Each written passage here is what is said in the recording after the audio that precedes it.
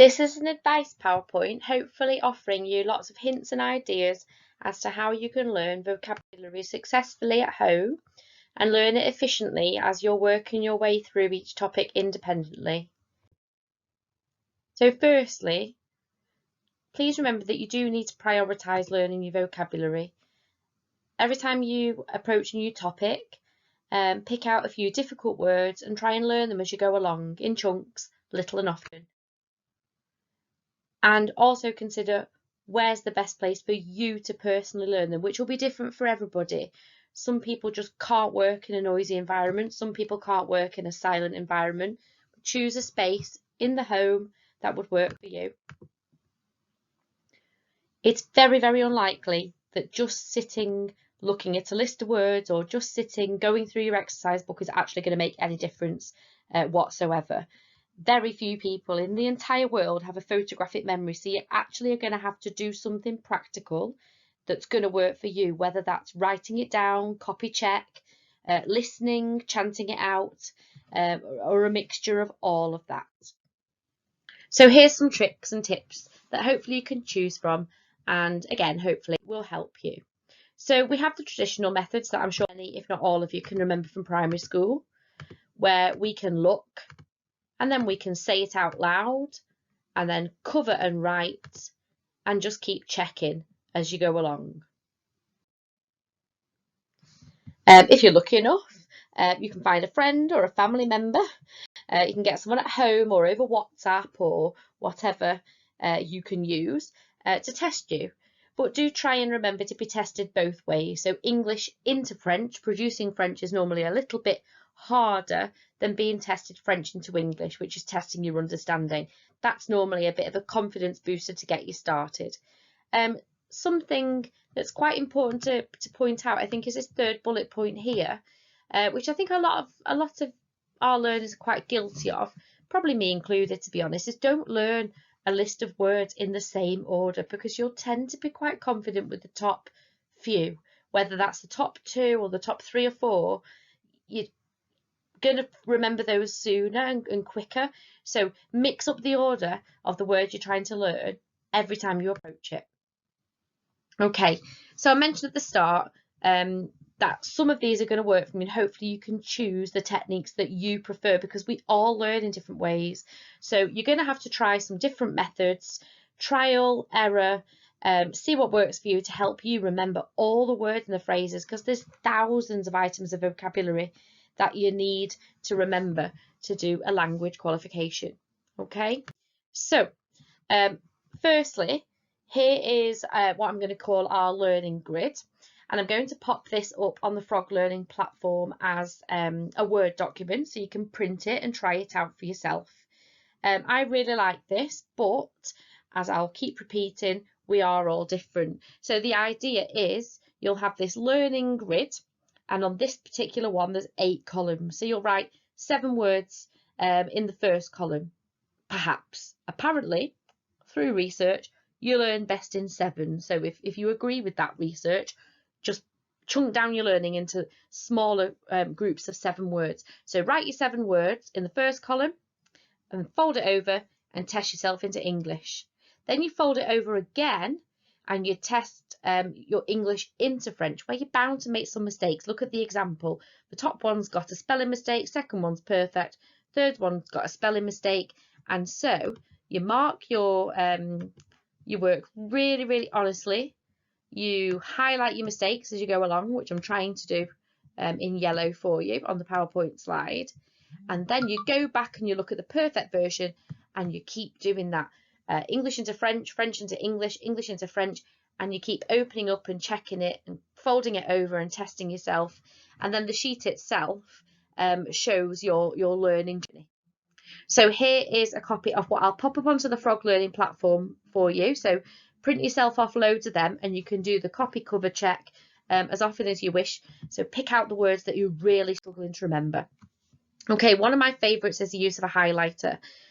So get yourself, if you've not already got them, lots of different colour highlighters, and you can traffic light your vocab lists again in whichever way you want to be honest. So you could be categorising your vocab learning list into a sort of RAG system. So your confidence levels: red if you've got absolutely no idea, yellow, amber if you're kind of in the middle, and green if you're super confident. I quite often say to my classes, when you're learning extended lists of vocabulary, particularly for year 9 and above, where your vocab lists get longer, to keep testing yourself, and when you've got it, highlight it instead of highlighting the ones that you don't know, because you can't unhighlight them once you've learnt them. And the idea there, the method in my thinking, is you highlight them once you know them, then you don't focus on those highlighted items, and your lists for learning get shorter. And then as the rest of it sinks in, you highlight them. Your lists get more and more highlighted as you get more and more confident. That's just another way that you can. There really are lots of ways that you can use your highlighters. For example, you could use them to highlight some of the different grammar elements, the all-important masculine, feminine, plural, for example.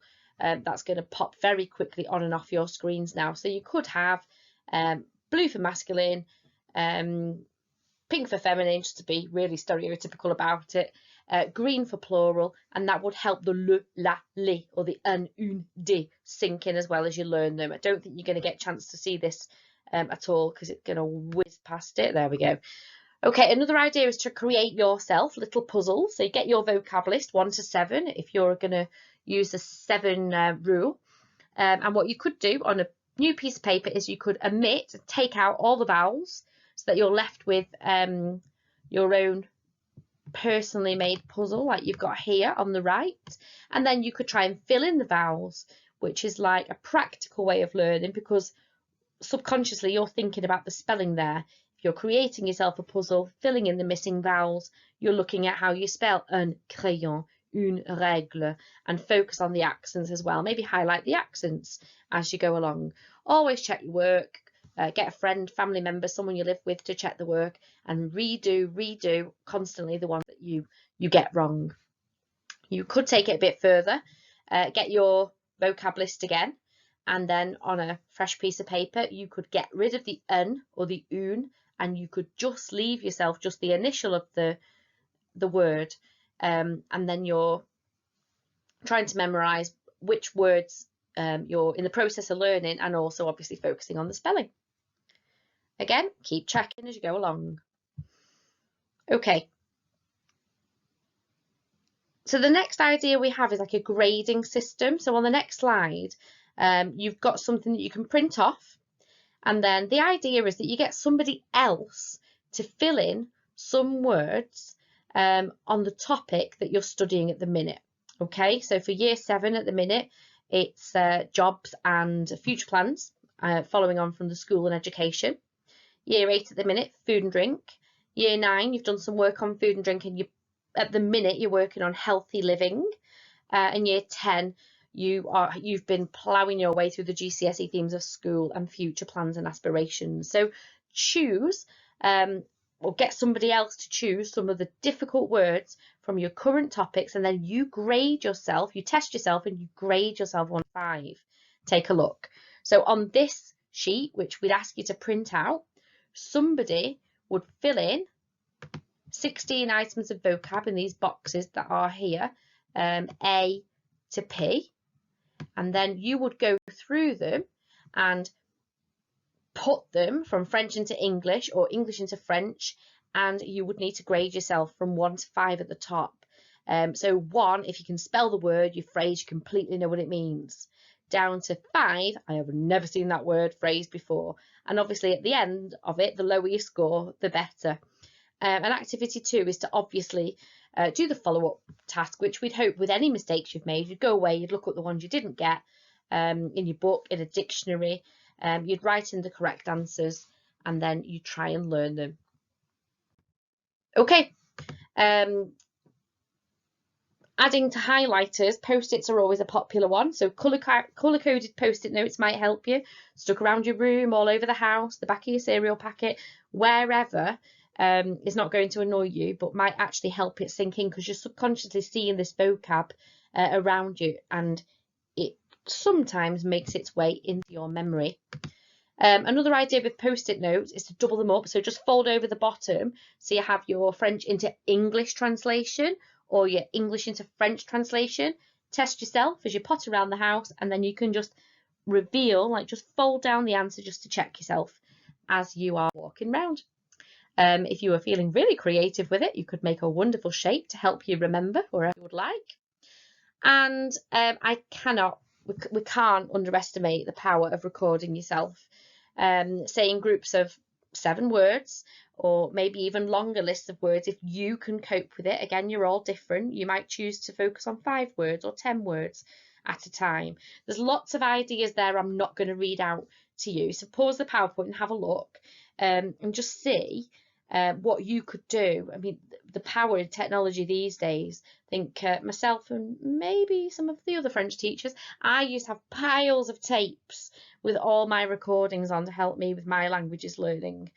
You can have all your recordings in one tiny place, which takes up no space. You can keep it hidden.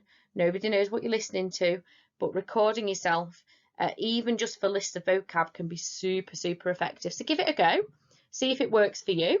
If it doesn't, then don't carry on. And if it does, making the recordings themselves is part of your revision, and then they don't go away. Your revision is there. It's like making revision postcards. You make the resources and they're there. It's a keeper, and you just keep going over and over it. Okay, if you're a visual learner and you like using pictures to help vocabulary sink in, you could make yourself, using wonderful Google Images or clip art or whatever, some flashcards, or make yourself a memory game, writing the French or English on the front, the reverse. Again, creating the resources themselves will really help you learning. It's part of the learning process anyway, and then you can use those flashcards or the memory game to help it sink in even further. Okay, so finally, there's loads of websites out there. I'm setting you weekly some specific links off Linguascope or Atonto. There you have a reminder of the Linguascope website. You've got the login details for that over and over. You've got Languages Online as well, which is a super, super free website, which has got lots of different topical activities. You can match things up, fill in the gaps. It's also really good for grammar, actually. But yeah, use the links that you've been provided with. Go and have a nosy around the websites. You've got loads of different games on there, like word searches, spelling against the clock. Some of them you will hate, but you're bound to find something that's maybe not that bad. Maybe a game of Fling the Teacher or Penalty Shootout. There's so much out there. Go and have a look. Find the bits that you can cope with or that you even might enjoy, and then keep revisiting them with all the different topics and hope that that helps all the words sink in. And good luck.